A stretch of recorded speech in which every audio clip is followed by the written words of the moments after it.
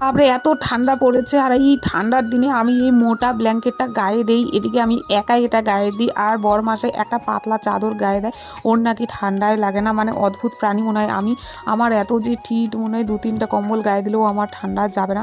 তো যাই হোক, এদিকে সকালবেলা ঘরের কাজ বাকি আছে, তো ঘরের কাজ আমার সব কিছু কমপ্লিট হয়ে গেছে। ঝাড়ঝাটা যেটা আমি প্রতিদিন সকালবেলা তাড়াতাড়ি সকালের যেগুলো আমার কাজ থাকে সেগুলো আমি করে নিয়েছি, স্নান করে ওইদিকে চলে এসেছি। আর আমার মুখটা এমনি ড্রাই হয়ে থাকে সবসময়, আর তার মধ্যে শীতকাল পড়েছে, মুখটা আরও ড্রাই হয়েছে। তো কিছুদিন আগে অনলাইন থেকে যে ক্রিমটা নিয়েছিলাম লোটাসের, একদম বাজে।